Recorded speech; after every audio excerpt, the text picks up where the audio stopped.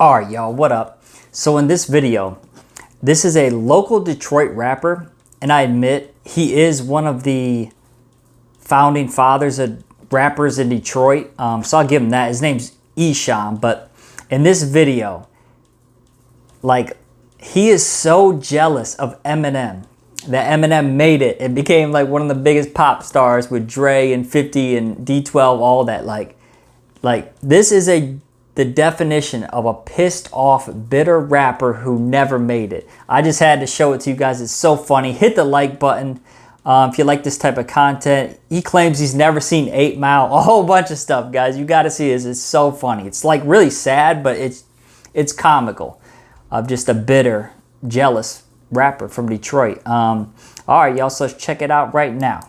I seen so many people in the movie 8 Mile, not one of them could get a record deal after that.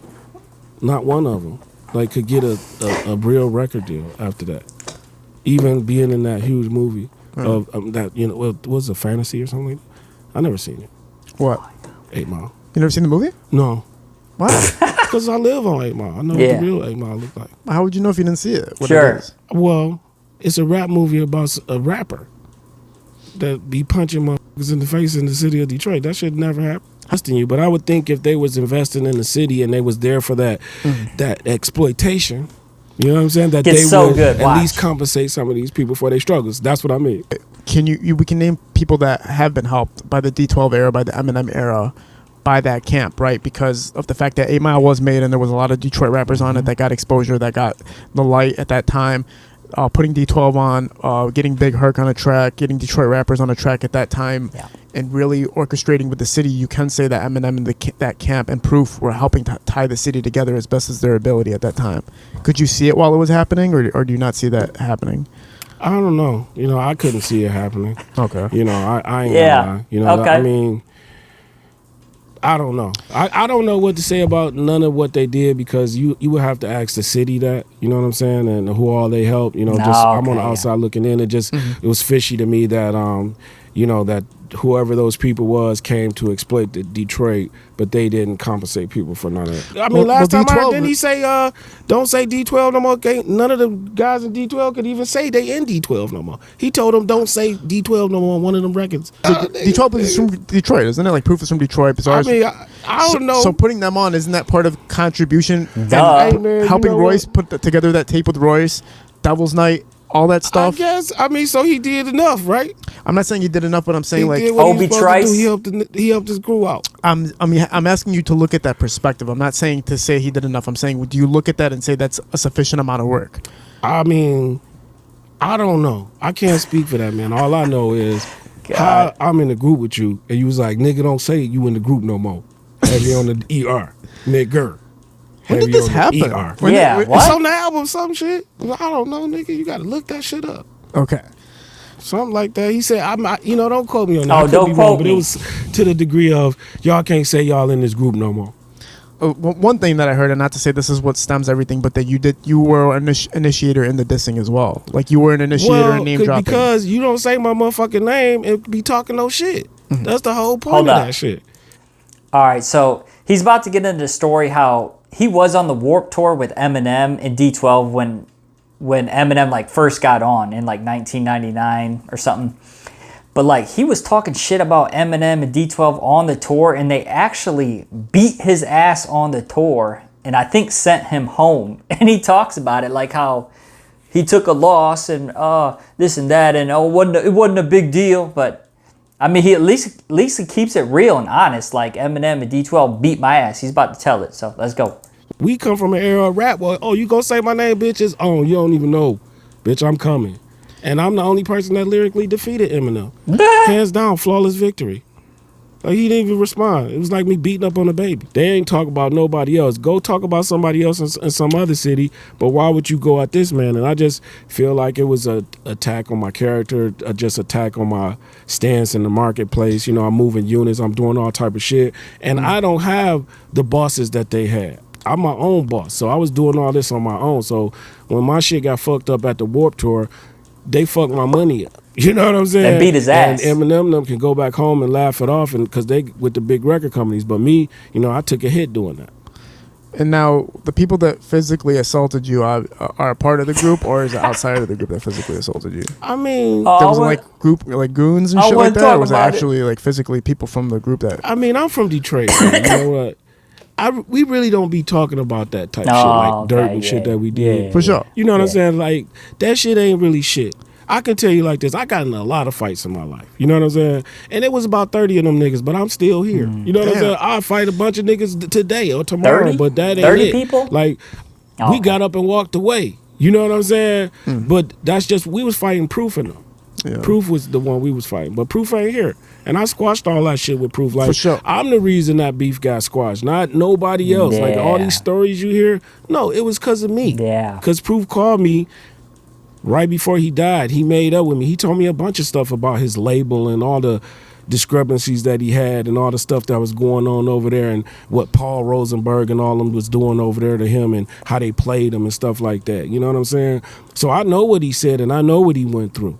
You know, but we was man enough to squash that shit. You got to think about somebody hatred for me all these years. That they don't want to see me win in no kind of way. They not, nigga, Jay-Z and Nas squashed they beef. These niggas won't even. You hear what I'm saying? Nah, it's deeper than that. It's deeper on a deeper level. I think like one of the things is obviously when you mention certain people's names in songs, like when you mention a daughter or anything like Man, that. shut the fuck up with that whole shit. I'm just saying, son. Nigga, you out here talking about mention a daughter. This nigga can say anything he want about somebody. Well, you know what I'm saying? that- No, it ain't no motherfucking when you mention Hold shit. on. When you say Yeah, I think he mentioned Haley's name, obviously, a daughter, Eminem's daughter, in like some diss tracks, obviously trying to get attention. This is good. my name, it's on. This is fucking rap, nigga. You said something about Christopher Reeves. He was paralyzed. What about his family? You said something about Michael Jackson. That's my shut your motherfucking ass. boy. Now what? I'm not you, but lyrics. This is what I'm saying though. So ain't no motherfucking you said something. So if he's still butthurt about that, fucking good, bitch. This dude is I'll say it so again. bitter and Fuck jealous.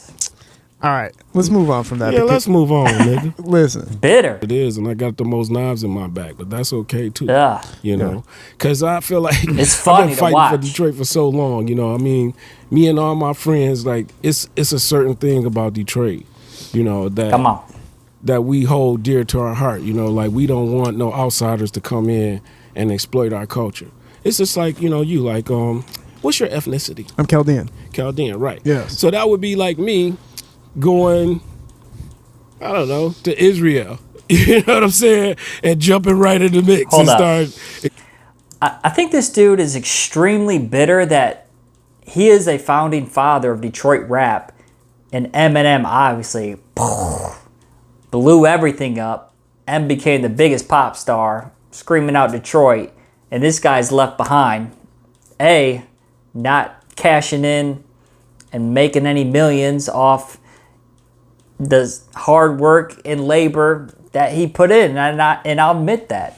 He is a founding father in the Detroit rap scene. He's like one of the few, and he even might be the first of the people who laid the groundwork. And in Detroit rap, I even think Eminem took him on tour, on the Whoop tour when Eminem first got on, like out of respect, you know. But I don't know. Let's keep it going. Exploiting people. You know what I'm saying? I'll do you a favor then. If you say the words right now, cancel the podcast, I will cancel the podcast. Well, why would I say that? Because you just made the point. Well, this is your podcast. But if you said it, Nobody likes to be exploited. Nobody For sure. wants their struggles exploited without them people struggling with them. but don't you feel like you would be a person let me that say if you did this. see something that He's talking about exploited, how Eminem made the movie about 8 Mile. Like, and obviously that movie, he won an Oscar for that, I believe. Yeah, so, dude, that's not exploiting. Eminem is a staple in Detroit. Like, Eminem's from Detroit. D12 from Detroit. And they made a movie, 8 Mile. Like, how's that exploiting, you know? Come on. you could pull the plug on, you would do it? Not in general. I'm just talking in like a sense of exploitation, you know, Okay. in the city of Detroit. Like there's been people that come along and they use black music so selfishly to use it to get themselves wealthy. Because they listening to the hardest music in the world. I make the hardest music and I ain't got no boss, nigga. Independent completely. Dude, so bitter. Independent completely. Pretty much. I'm the definition of it, man. Talk about some of your experiences, man. Just cradling through the industry, just walking through the industry I think he's about itself. to walk out. Listen, the industry ain't. It's too hot in here, Kid L. I gotta go. I'm done Okay. with this interview, man. The reason they fucking people up and beating ass because they listening to the hardest music in the world. That's what the fuck I make. I make the hardest music in the fucking world. Yeah. That's Yeah, it, nigga. okay, And can't nobody yeah. take that from me, and they know it's the fucking truth. Yeah. And that's what the fuck they scared of. And I ain't got no boss, nigga. Independent completely. Pretty much. I'm the definition of it, man. Talk about Yeah. some of your experiences, man. Just cradling through the industry, just walking through the industry itself. Listen, the industry ain't shit. It's too hot in here, Kid L. I gotta go. I'm done with this interview. He walks man. out. I feel like I done said a bunch of shit I shouldn't have said. Okay, all but right. I don't give a fuck. But this, yeah, I'm saying All it, nigga. But it's over with, Kid Okay. L. You my man's. But I'm done with this shit, man. All right. I gotta go. Yeah, and how I'm gonna talk about dead people, man? Motherfuckers, anybody that ever touched me is dead. So what I'm gonna say about For that? sure. I'm out of here, man. You do what you want. All right, y'all. So that right there, that's a pissed off rapper who never made it, and that's quote Eminem's words in the movie 8 Mile. But yeah, I just want to show you guys this. Don't be like that guy. You can look him up right now. I mean, he's still a heavy voice in Detroit with the older generation. You know, newer kids are more Skilla Baby, T Grizzly, 42 Doug, Cash Dow, all the newer, younger Gen Z Detroit rappers. But all right, y'all, hit the like button. Say what up to me down below. What do you guys think of this? What do you think of this guy right here? This is comical. This made me laugh. But all right, I love y'all. Hit the like button, subscribe. Peace.